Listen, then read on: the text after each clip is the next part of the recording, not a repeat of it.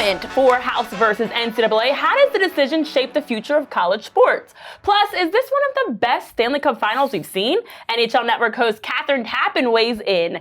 Hello and welcome to Front Office Sports Today from our FO studios. I'm Renee Washington. And I'm Machado, fresh off of 5.5 hours of watching television yesterday, guys. Thanks so much for joining us. Renee and I chat the biggest stories happening every day on the business of culture and sports. And we're talking French Open and the future of Alcaraz and Sinner with tennis writer Giri Nathan later on. But first, let's dive into some of the headlines in the shoot-around.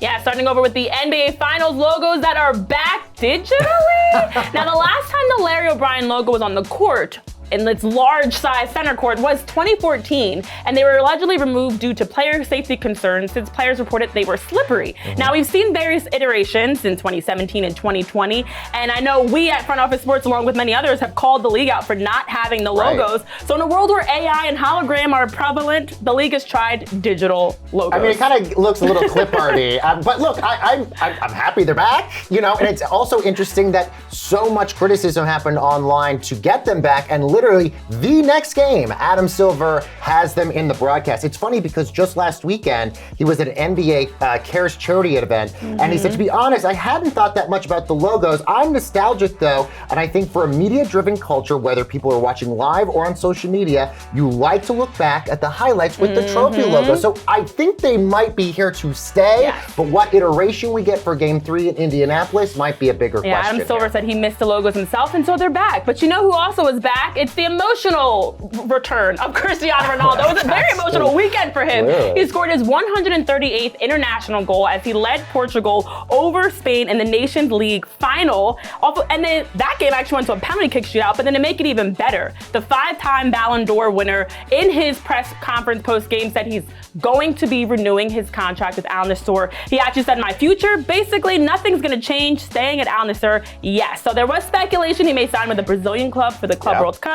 But Ronaldo has laid those rumors to rest. He is going to be staying. Well, that quote directly about was he going to sign with a Brazilian club to play in the Club World Cup, he said, some teams reached out to me, some made sense and others did not, but you can't try to do everything. You can't just play every ball, which I guess in hindsight is correct because you had this tournament, then it would be, you had the Nations tournament in Europe, then you'd have the Club World Cup, and then you'd have the regular season with Al Nassr. The other big question is how much is he going to get paid with Al Nassr? He's coming off of getting $200 million reportedly in his last contract year. Will they go up in preparation for the 2030 World Cup that they're going to be getting? So a lot of big questions there. CR7's always in high demand, one of the best players of all time. Now over in the WNBA, Phoenix standout Satou Sabally publicly criticized Commissioner Kathy Engelbert and the league's schedule. She's complained that the Mercury have played 9 games in the past 18 days. What have you done in the last 18 days? Probably not played 9 WNBA games. No. Now the league has expanded, adding a 13th franchise in Golden State. They've had 2 more joining next year. So with that, they've also added 4 more games,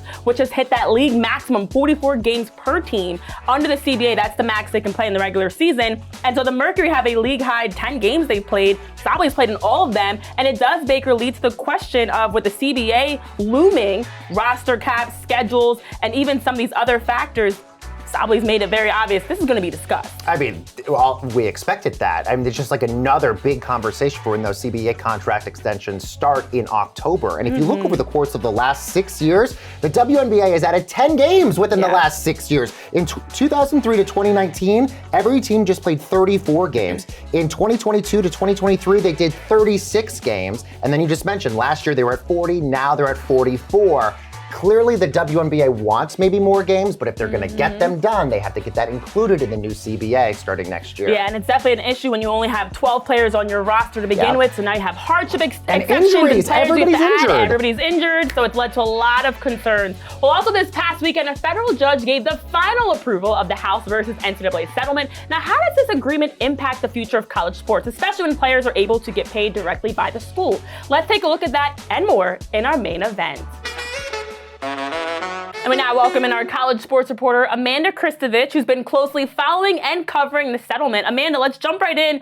What are the most important pieces of the agreement that people need to know? I think the first thing to remember about the settlement is that $2.8 billion of damages for players who were not able to capitalize on NIL money are going to be going out as a result of this settlement. You know, players who played somewhere between 2016 and 2021. That's number one thing. Number two, the settlement sets up the ability for schools to pay players in Division I for the first time in NCAA history. Also huge. There's going to be a cap on that revenue sharing. It's going to be $20.5 million per school, and they have to share with all their sports. It can't just be football or basketball, okay? And then the other major components, I would say, there are now going to be limits on roster spots, which we've talked about before, but no limits on scholarships. And then there is going to be a new enforcement mechanism through something called the College Sports Commission to, adjudicate whether or not NIL deals are pay for play or fair market value to sort of try to even out the playing field. So I would say those are the main points. Amanda, you mentioned the $20.5 million that each school is going to be giving to their programs, obviously allocated throughout a bunch of different sports. We'd assume football would likely get the lion's share of that money. But what happens if you're a school like the Big East? Can you basically allocate those same resources to basketball or women's sports or whatever? 100%. Schools that don't have FBS football programs or that don't have football programs at all are absolutely going to, it's going to be easier for them to distribute this money. Although I will note, not every school is going to be able to afford going all the way up to the cap. But if you're a school, that wants to be a basketball powerhouse, if you have an FBS football program and you want to be competitive, 75% of that revenue sharing money, give or take, is going to have to go to football. So the schools like in the Big East, as you said, who don't have those football expenses, they don't need all $20 million, to be able to give $6 or $7 million to their men's and women's basketball programs, which is more than a lot of power conference schools will be able to, at least within revenue sharing. All right, with the last minute here, Amanda, I want to get your thoughts as key takeaways. What's the good, what's the bad of schools being able to pay players, but even these other aspects you're outlining? The good is 100% that college athletes are getting paid and they're getting, a slice of the revenue directly from athletic departments that they've never gotten to receive before, especially in these power conferences where football and basketball players are earning, billions of dollars in these TV contracts for their schools. That's 100% a good thing. The back pay damages are a good thing for former athletes. I think the concerns are around, will athletes lose their spot or lose future spots because of roster limits. We've talked about that before, the concerns there. And then the concern is whether these new rules with NIL are enforceable. This is being used in place of a collective bargaining agreement, which is really the mechanism to regulate, major sports leagues and salary caps and things of that nature.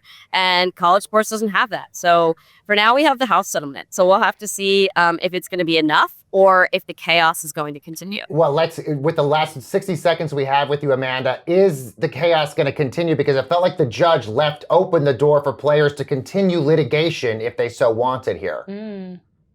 100%. The judge said that when it comes to Title IX, so gender equity, when it comes to, loss of opportunity from the roster limits, and when it comes to, loss of potential earnings because of the revenue sharing cap, athletes 100% can sue.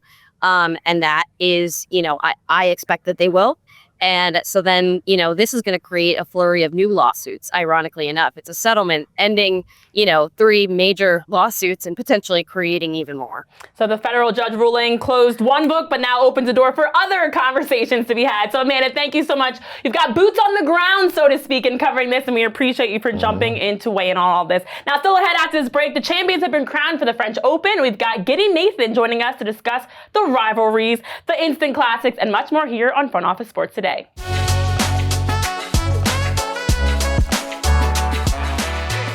welcome back into Front Office Sports Today with Baker. I'm Renee, and it feels like we're in a new era of tennis after Coco Gauff and Carlos Alcaraz won the French Open for the women and the men. Now we welcome in Giri Nathan, writer and author of Change Over, a young rivalry and a new era of men's tennis, to break down the Roland Garros finals.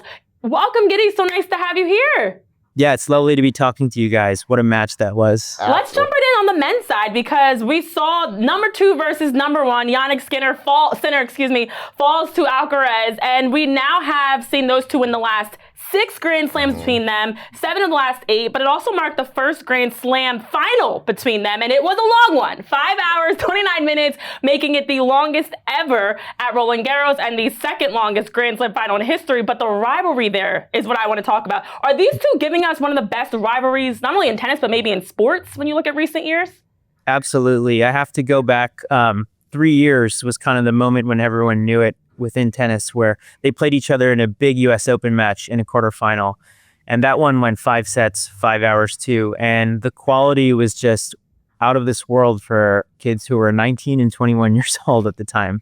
And it just projected the future that was coming. Wow, these could be the ones who take over the sport after the household names, your Federer, your Nadal, your Djokovic start fading away. Maybe these are the two guys.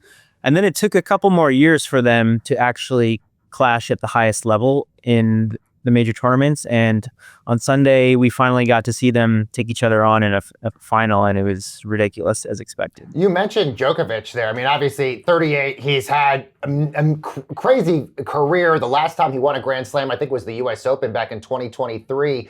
Do you think right now the future of men's tennis is just Sinner and Alcaraz, or do you think Djokovic still plays a role in this? Yeah, it's a really interesting question. He's kind of the gatekeeper in a lot of ways for the younger generations, and he really held them at bay for decades. And it was only in the last year and a half that we're starting to see this new generation of players born in the 2000s start to break through in Sinner and Alcaraz. And the truth is, Djokovic is still so good that I think he can take on most of the tour, with the exception of these two guys. And, I say that, but as recently as January, Djokovic was able to beat Alcaraz in a very tricky quarterfinal in the Australian Open, while injured too.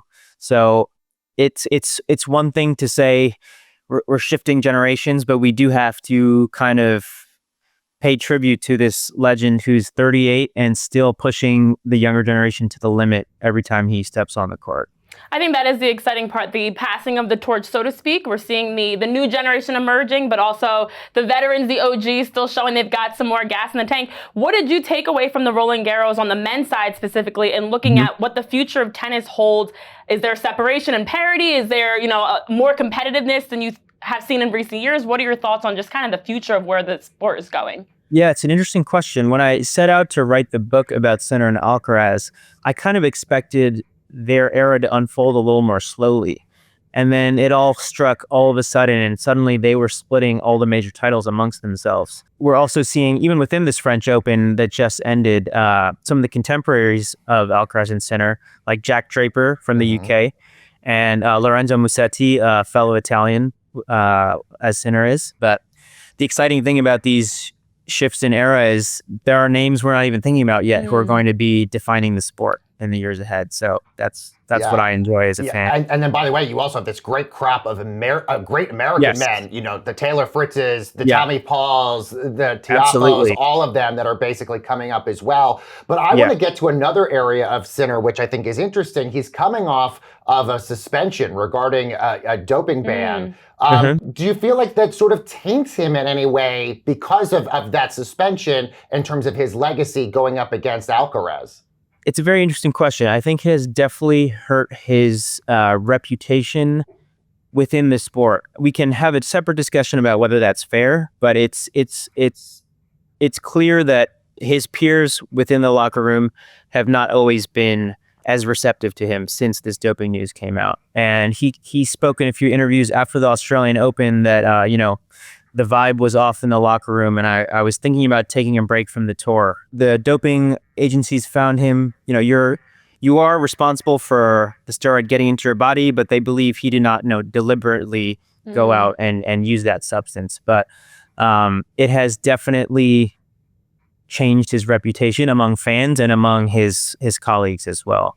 Well, let's shift over to the women's side, because you talk about the American success. Coco Gauff won her second Grand Slam title in singles and became the first American to win the French Open since Serena Williams did in 2015. I love that she wrote herself a note when she was 17 and won it exactly 4 years later to the day. So now Madison Keys won previously in the Australian Open, and then Coco just won the French Open. So they've got the first two Grand Slams, women from the American side. What are your thoughts on just the face of women's tennis? Is it Coco Gauff? Is it really emerging that she's truly that face, that household name? Definitely. I think it's been amazing to see Coco emerge as the greatest American player of this generation. And she does it in a different way than Americans of the past. American tennis in the past has been known for building on a really strong serve and a really strong forehand and maybe lacking in other aspects of the game. But Coco brings such a diverse mix to her tennis. She's so fast. Her backhand is beautiful. She's got great volleys. She's just a fun, dynamic player. And I think Coco's for sure at the head of this American cohort, and she'll be really tough to beat. Giri, we only have just a little bit of time left with you, but no rest for these guys because just in a few weeks, Wimbledon is happening at the end of June. Do you expect to sort of see the same fireworks and the same people at the top? I do, certainly on the men's side. Over the past few seasons on the women's side, Wimbledon's been kind of a free-for-all. We've seen a lot of interesting, unexpected names come through. But I see no reason that Coco couldn't make a deep run there as well, and it'd be really interesting to see. And by the way, on the men's side, do you still think it's going to be Sinner and Alcaraz maybe in the finals for Wimbledon? I do. I think it'll probably be those two guys, and for sure Djokovic would be the next name down.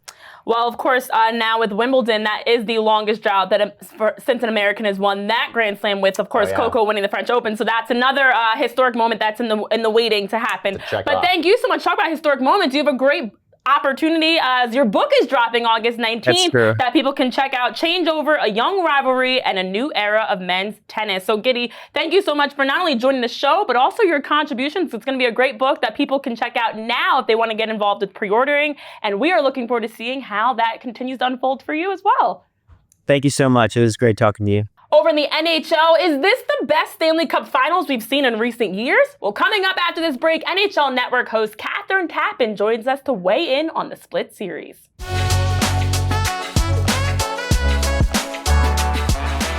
And welcome back in our Front Office Sports today. Baker, Renee here, and we are now joined by the host for NHL Network, Kathryn Tappen. Kathryn, so nice to have you here ahead of the excitement of Game 3 for the Stanley Cup Finals. Thanks for joining us.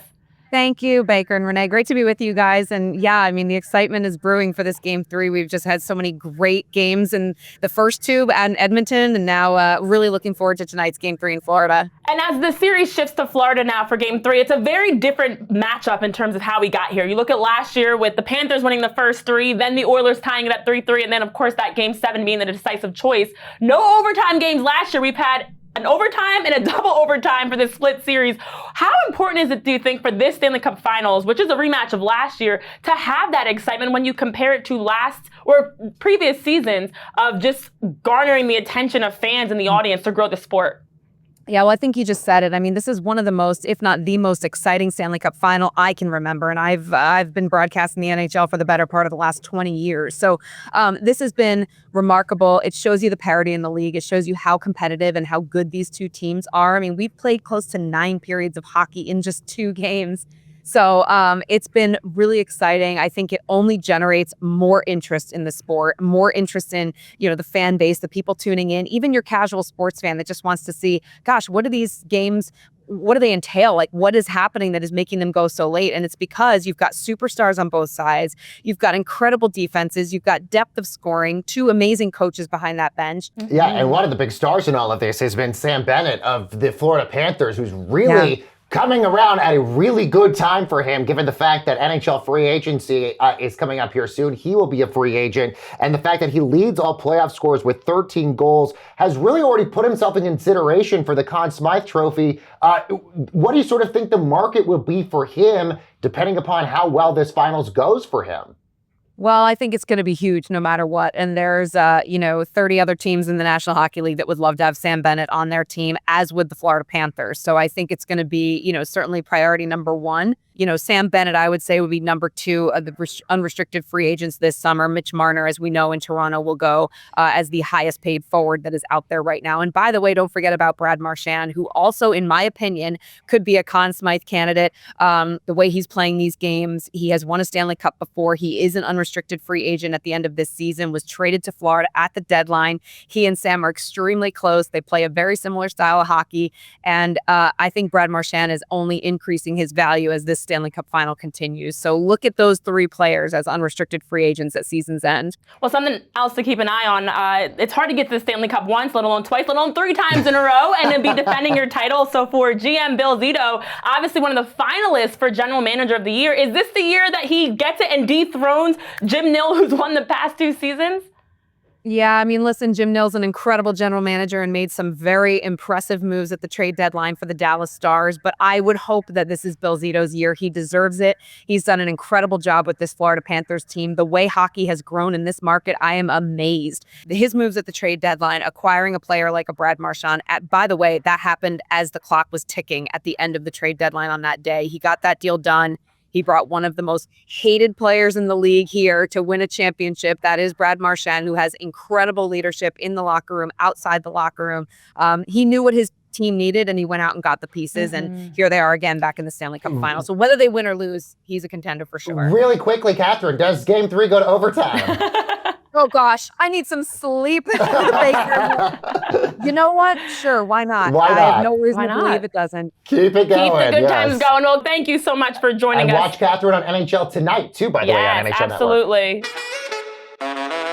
Okay, let's see what's bubbling over at the FOS water cooler. It's Michael Jordan. And how much would you pay, Baker, for an autographed Michael Jordan rookie card? Because that is what's being sold at Pharrell Williams auction house starting mid-June, with the starting bid at just $2 million. Now, there has never been an autographed Michael Jordan rookie card with this high of quality ever sold publicly. He actually signed it with a blue Sharpie in a private signing for a private collector last year. And they said it took about 5 years for them to even set up that signing. I know. So how much are you spending $2 million? I mean, maybe. I mean, the auction house is thinking they could fetch upwards of $3 million for this card Jordan. because, as you mentioned, there is no card like this that has been on the market that is in good quality and signed by MJ. MJ has only signed 9 of these cards that even exist out there with that blue Sharpie.